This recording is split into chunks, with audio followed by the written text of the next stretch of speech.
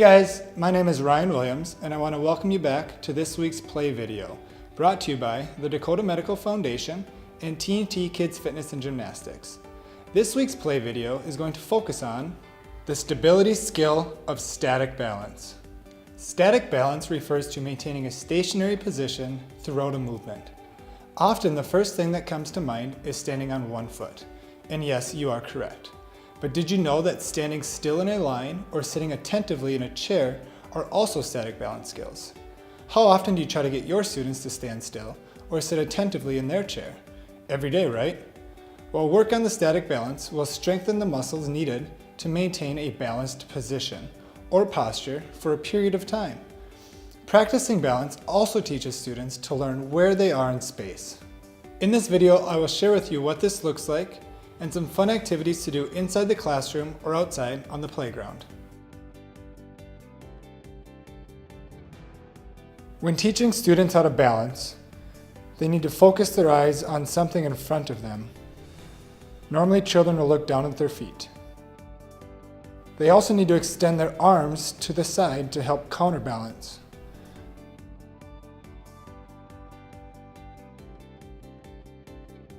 A fun activity to do, teaching kids to balance, is first, before they can balance on one foot, teaching them to balance on 2 feet by putting one foot in front of the other. I'm going to turn to this side to show you how this looks. Put your left foot in front of your right foot. You can teach them to put their arms out to the side,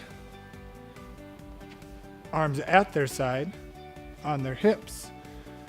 Or if you want to make it tough, you can have them put a beanbag on their head. This will keep them to keep their head up instead of looking down at their feet. Once they've mastered that, then you can go to balancing on one foot. After students are able to balance with their heel and their toe together, they're now able to start balancing on one foot. If balancing on one foot is still too difficult for a student, have them hold on to a chair or put your hand against the wall. This allows them to focus on putting their weight on one foot as opposed to trying to balance. If balancing on one foot becomes too easy for some kids, you can have them close one eye. This is going to change their depth perception and rely more on their proprioception, where they are in space.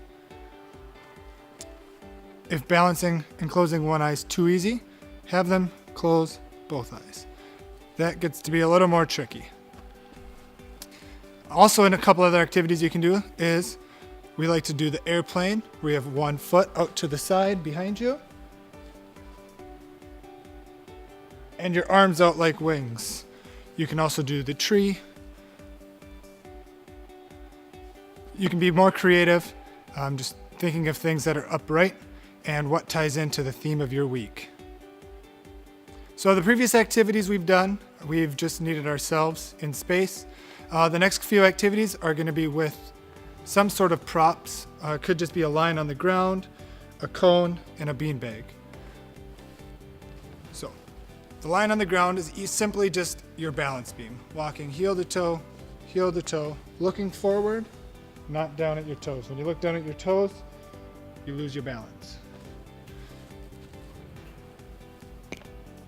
You can also use a cone, you can use a block, you can use a pillow to stand on. All it's doing is adding a little more variation and teaching a kid to balance better on one foot, not on a flat surface. The third thing we have is just the beanbag. You don't want to balance on the beanbag, but learning to hold in certain positions. You could balance it on your arm, balance it on your head, teaching to keep their head up. Can they balance it on their knee, their foot? You can also give them the opportunity to balance it where they want. You can move, try to run around and balancing it on your hand. This takes running out of the picture. They don't think about running, they think about balancing the object, whether it's a beanbag, whether it's a block. You can be creative on what you want to use there and what you have around your center. So those are fun activities you can do to incorporate balance. Also, when you're outside, you can use, if you have outside of the playground, you can balance on that like a balance beam. You can use benches. That's about it. Thanks. I hope this video has provided you with some tools that you can take back to your classroom. Thanks for watching.